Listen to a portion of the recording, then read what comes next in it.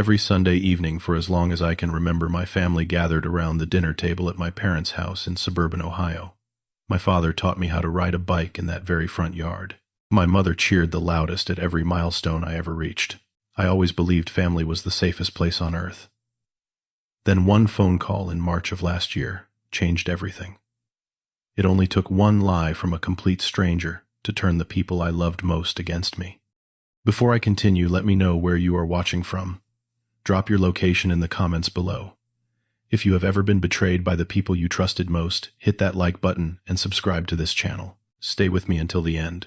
This story might feel familiar to you. My name is Adrian, and at 28 years old I thought I had built a pretty solid life for myself.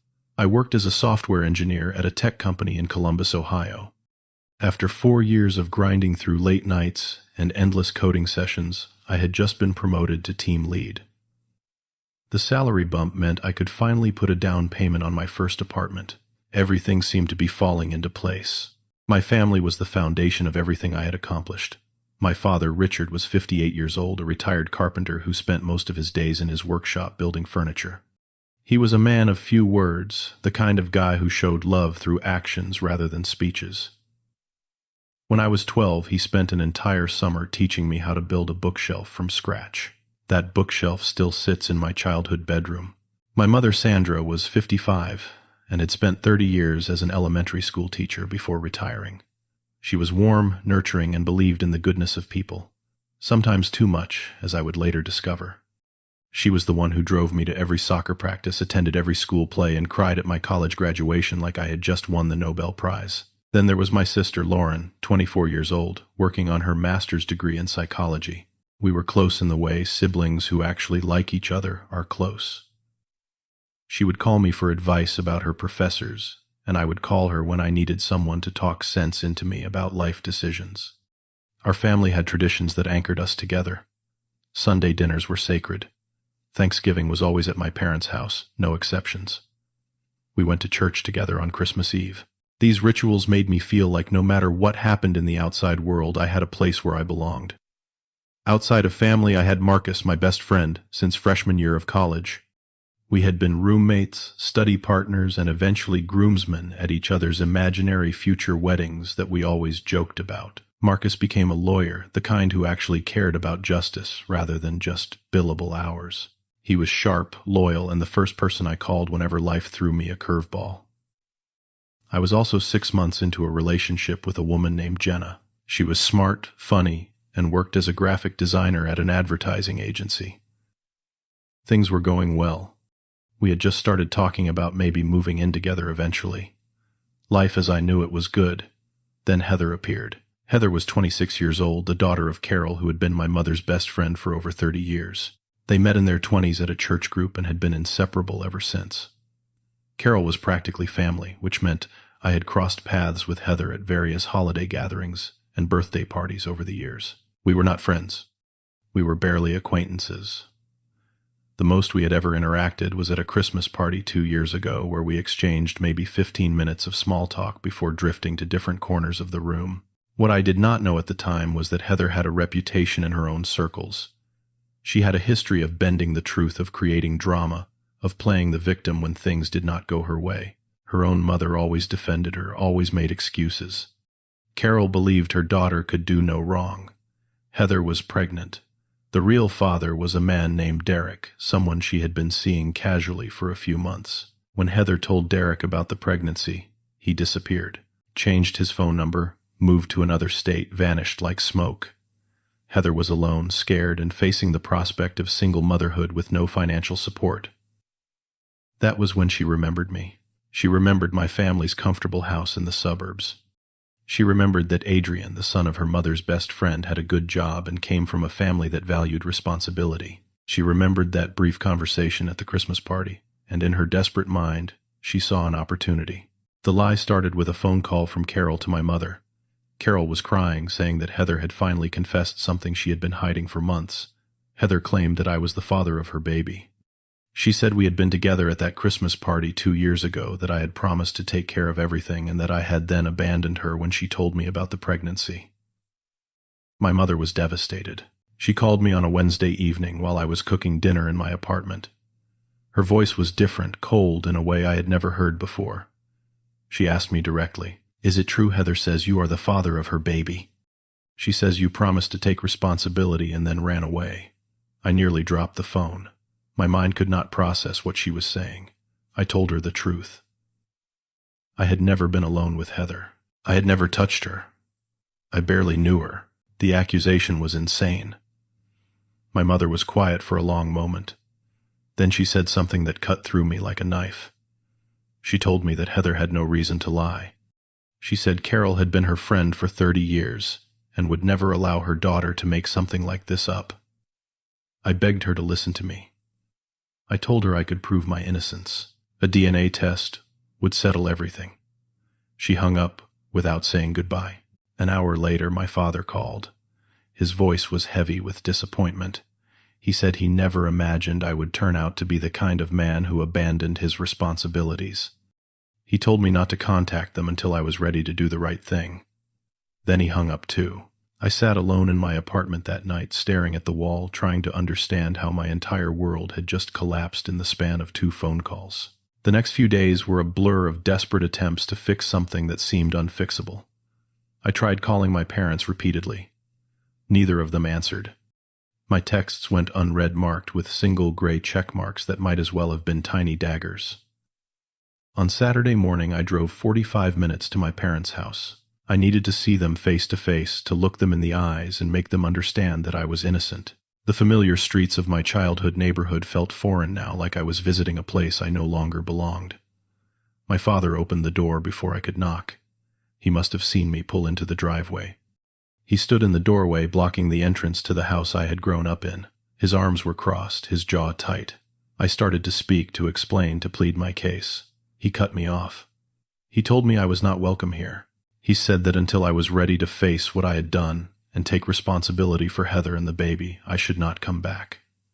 He called me a coward. I tried to reason with him. I told him a DNA test would prove everything. I asked him why he would believe a stranger over his own son. He told me Heather was not a stranger.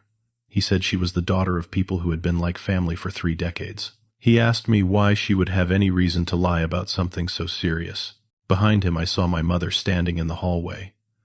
Her eyes were red from crying, but she would not look at me. I called out to her. I begged her to remember who I was, the son she had raised, the boy who had never given them a reason to doubt his character. She turned and walked away. My father told me to leave. Then he closed the door in my face. I sat in my car in that driveway for 20 minutes, unable to move. I kept waiting for someone to come out, for this nightmare to reveal itself as some kind of misunderstanding that could be quickly resolved. No one came. I tried calling Lauren.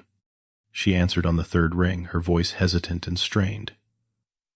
She told me she was caught in the middle, that our parents had forbidden her from taking my side. She believed me, she said, but she did not know what to do. Our parents were convinced. Carol was convinced. The whole situation had spiraled beyond anything she could control. I asked her to talk to them, to make them see reason. She said she would try, but I could hear the doubt in her voice. She was scared of being cut off too. Over the next 2 weeks, the situation deteriorated from bad to catastrophic. My father sent me an email that felt like reading my own obituary. He wrote that until I accepted responsibility for my actions and made things right with Heather, I was no longer his son. He removed me from the family phone plan. My mother took me off her health insurance as an emergency contact. I was deleted from the family group chat. 28 years of being their child erased with a few clicks. Carol did not keep the accusation private. She told her church group. She told the neighbors. She told anyone who would listen that Sandra's son had gotten her daughter pregnant and abandoned her. The whispers spread through the community like wildfire. People I had known since childhood started looking at me differently. Some sent me angry messages on social media. Others simply stopped responding to my texts. The rumors reached Jenna through mutual friends. At first, she defended me. She told people she knew me and I would never do something like that. But the whispers kept coming, and doubt is a poison that works slowly. One evening, about a month after the accusation, she came to my apartment. She looked exhausted. She told me she did not know what to believe anymore. She said she wanted to trust me, but everyone was saying the same thing. She needed space to figure out what was true. I asked her to wait for the DNA test. I told her the truth would come out. She shook her head. She said she could not put her life on hold waiting for something that might not prove anything. A week later, she ended things over text message. 3 sentences. 6 months of relationship reduced to 3 sentences. I stopped sleeping. My work performance suffered. My manager called me into his office, concerned about missed deadlines and distracted behavior. I had to tell him I was dealing with a personal crisis. He suggested I take some time off. I did not have much choice. For 2 weeks, I barely left my apartment. I stopped cooking, surviving on delivery food, and whatever snacks I had lying around. I stopped exercising. I stopped talking to friends because I was too ashamed to explain what was happening. Every time my phone buzzed, I hoped it was my parents calling to apologize, to say they had realized their mistake. It was never them. One night I found myself sitting in the dark, holding an old photograph from Thanksgiving 3 years ago. The whole family was in the picture, smiling, happy. I looked at my own face in that photograph, at the person who had no idea what was coming. I wondered if that version of me still existed somewhere, or if he had been permanently erased by someone else's lie. That was my lowest point. I thought about giving up, about just accepting that my life as I knew it was over. I thought about moving away, starting over somewhere no one knew my name or my supposed shame. Then Marcus called. He had heard bits and pieces of what was happening through mutual friends. He demanded I tell him the whole story. So I did. I told him everything from the first phone call to the closed door to the breakup text. I told him I did not know what to do anymore. Marcus was quiet for a moment. Then he said something that cut through the fog in my brain. He said that if I was innocent, I had to prove it. He said a DNA test was not optional, it was mandatory. He told me I could not let someone destroy my life with a lie and just accept it. He reminded me that he was a lawyer and he knew how to fight. For the first time in weeks, I felt something other than despair. I felt angry. And anger, I discovered, was a much more useful emotion than sadness. Marcus came to my apartment the next day with a legal pad and a plan. He sat me down at my kitchen table and walked me through the options. The first step was simple. We needed to formally request a DNA test. If Heather refused, that refusal itself would be telling. If she agreed, the truth would come out one way or another. Marcus drafted a letter on his law firm's letterhead. It was professional, direct, and carried the weight of legal authority. The letter informed Heather that I was disputing her claims and requesting a paternity test. It also made clear that if she refused and continued making false accusations, we would pursue legal action for defamation and emotional distress. We sent the letter by certified mail. Then we waited. 3 days later, Carol called my mother in a fury. She was outraged that I was threatening her daughter, that I was trying to intimidate a pregnant woman instead of taking responsibility like a real man. My mother called me for the first time in over a month, but not to apologize. She called to berate me. She asked me how I could be so cruel. She said Heather was already suffering enough without me adding lawyers and threats to the situation. She told me I was proving what kind of person I really was. I kept my voice steady. I told her that if she was so certain Heather was telling the truth, then the DNA test would prove it. I said that an innocent person had nothing to fear from the truth. I asked her why Heather would refuse a test if she was being honest. My mother had no answer for that. She hung up, but I could tell I had planted a seed of doubt. Meanwhile, Marcus did some digging. He reached out to contacts, asked questions, followed threads. What he discovered was damning. Heather had a history of similar behavior. Years ago, she had accused a coworker of harassment, only to recant when evidence proved otherwise. She had borrowed money from friends and family with promises to repay, only to claim she never received the loans when asked to settle up. A pattern emerged, a pattern of lies told for personal gain. More importantly, Marcus found someone willing to talk. A former friend of Heather named Grace, who had distanced herself after too many incidents of dishonesty.